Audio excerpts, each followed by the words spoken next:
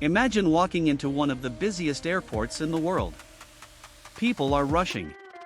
Announcements are echoing. Flights are landing and taking off every minute. Now imagine this. You look near a corner of the terminal and you see a man sitting quietly. Not waiting for a flight. Not meeting someone. But living there. Day after day. Month after month. Year after year. For most of us, an airport is a place we pass through for a few hours.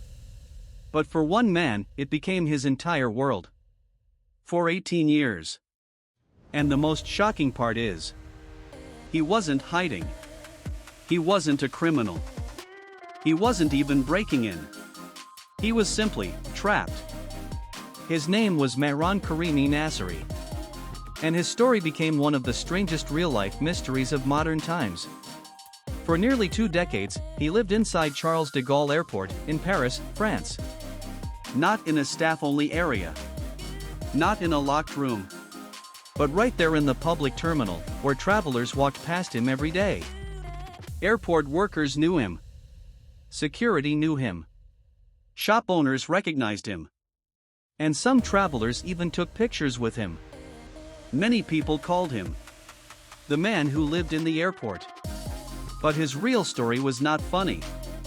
It was tragic, complicated, and deeply human. Mehran was originally from Iran. But his life became dangerous due to political problems. So he left his home country and began moving through Europe, searching for asylum. In simple words, he wanted a country to accept him legally, so he could live like a normal person. At one point, he claimed he had refugee documents that allowed him to travel. But then something happened. His papers were lost or stolen during his journey. And without those documents, he became something the world hates to deal with. A human being with no legal identity. No passport. No citizenship proof. No valid visa. And in the modern world, that means one thing. You may be alive. But legally, you don't exist. Eventually, Mehran reached France. But here's the problem. France would not let him officially enter without valid papers. And he also could not return to the countries he traveled through. Because they also required papers. Even worse. Iran was not welcoming him back either. So he was stuck in a legal nightmare. The airport became a middle zone. Not fully France. Not fully outside France.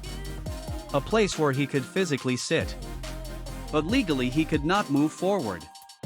And that is how it began. One day in the airport. Became 2. 2 became weeks. Weeks became years. And then, unbelievably, years became 18 years. And as time passed, Mehran didn't just wait. He built a strange new life inside the terminal. He had routines. He had habits. He even had a kind of identity. But the question is, how did he survive? Who helped him? And why didn't the world just fix his case? That's where part 2 begins. After a few weeks, airport staff assumed Mehran would leave soon. After a few months, they realized something was wrong. And after a year, it became clear. This man was not going anywhere. So slowly, the airport terminal stopped being a waiting area. And became his home. He slept on benches. He kept his bags near him.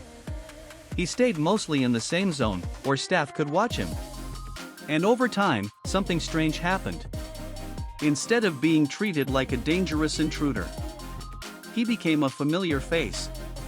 A permanent part of the airport. Like a living statue. People often ask, how can a person live inside an airport for 18 years? The answer is not simple, but it's real. Food. Mehran survived mainly because some airport workers gave him meals. Travelers sometimes offered food. He also received small support from charities and helpers.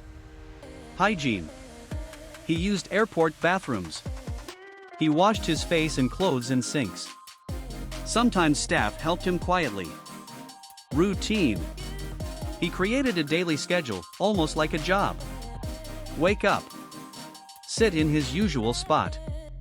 Read and write. Walk around the terminal. Eat when possible. Sleep again. This routine was not just survival. It was psychological protection.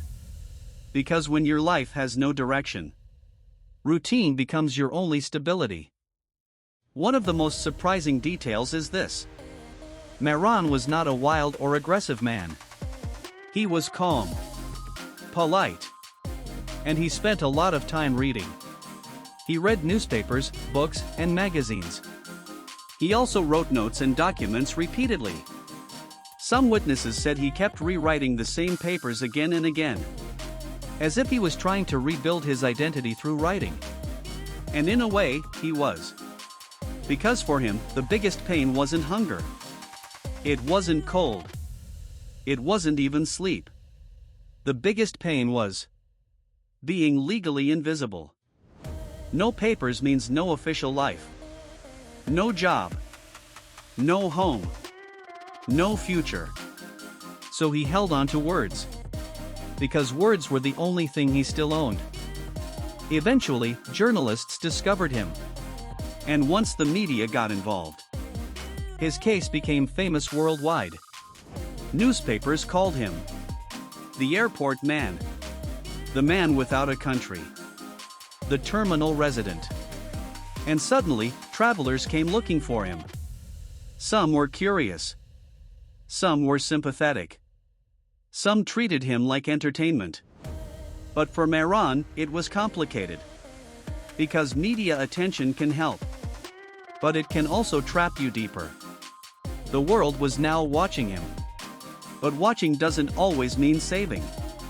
And then something even more shocking happened. After years of living there, officials finally found a legal solution. A real solution. A way out. But Mehran did something nobody expected. After all those years, he was finally offered a chance to leave. He could have walked out of the airport. He could have started a normal life. But for reasons that still confuse people today, he didn't leave immediately. So what happened? Was it fear? Was it trauma? Or was the airport no longer a prison? But his identity? That's where part 3 begins. After years of pressure, media attention, and legal discussions, something finally changed. Lawyers and human rights supporters worked on his case. And at one point, officials were able to arrange documents that could allow him to leave the airport. This was the moment everyone expected. The happy ending. A man trapped for years, finally free. But real life is rarely that clean.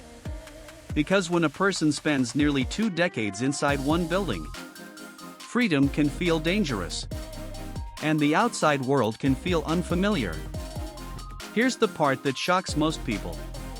Even when a legal solution appeared, Mehran's situation did not instantly improve.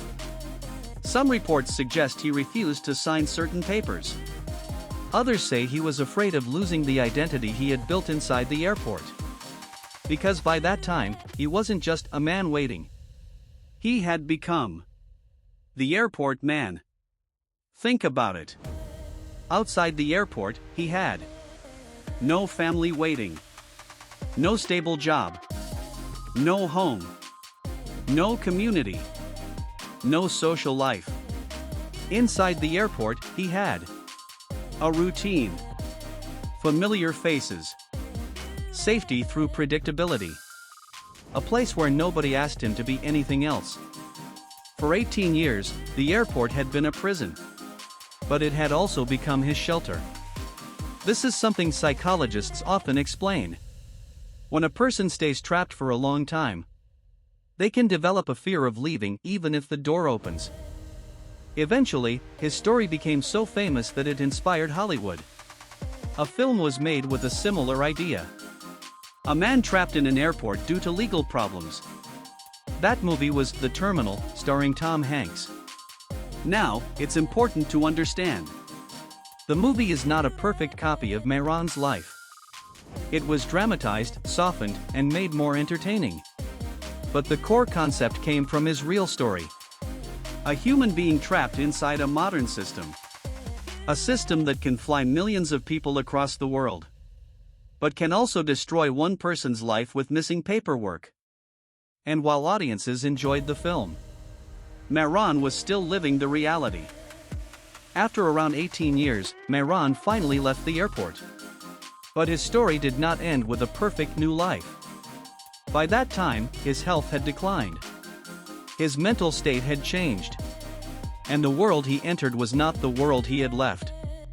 People assume freedom is always joyful.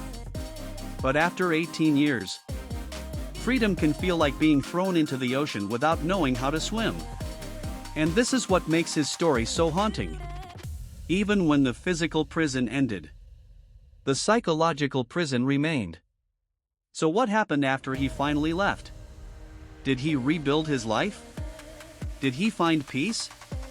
Or did the airport remain the only place where he ever felt safe? Part 4 is the final part. And it contains the most emotional truth of all. After leaving the airport, Mehran's life did not become a fairy tale. This is the part many documentaries don't highlight enough. Because people love happy endings. But real life doesn't always give them. After nearly 2 decades of living in a terminal, his health was weaker. His mind was used to isolation. His life skills outside were limited. And he had no stable home identity. In simple words, the world outside was too fast, too loud, too complicated. He had spent 18 years watching life through glass walls. And suddenly, he was expected to live it again. Mehran's story is not only sad, it is also a warning. Because his real enemy wasn't a person. It wasn't a prison guard. It wasn't violence. His enemy was something far more modern. Bureaucracy. A system made of rules, documents, and stamps. A system that can accept you or reject you. Not because you are bad, but because you are missing a paper. And that is the terrifying truth. In today's world, you can be alive. But without documents, you can become trapped between countries, between borders, between laws, between definitions. And once you fall into that gap, it can take years to escape. This is the most human part of the story. The airport was not just a physical place. It became his identity. His daily routine became his survival. And his loneliness became normal. Many people think, why didn't he just walk out? But they don't understand what 18 years does to the brain. When you live in one place for that long, your comfort zone shrinks. Your fear grows. Your confidence collapses. Your sense of time breaks. So even when the exit appears, your mind may not believe you deserve it. Or may not believe you can survive it. This is why the story is so emotional. Because it's not just about an airport. It's about what long-term helplessness does to a human being. For years, travelers looked at Mehran like a strange curiosity. Some took photos. Some laughed. Some felt pity. But the real mystery was never him. The real mystery was, how can the modern world allow this to happen? We live in an era of technology, satellites, AI, and global travel. Yet a single missing document turned a man into a ghost. A man who lived among thousands of people every day, yet belonged nowhere. And that's why this story stays in your mind. Because it reminds us, the world can be connected and still leave a human being completely alone. He didn't live in an airport because he wanted to. He lived there because the world couldn't decide where he belonged. Subscribe Info Beyond Borders now for more mind-blowing knowledge.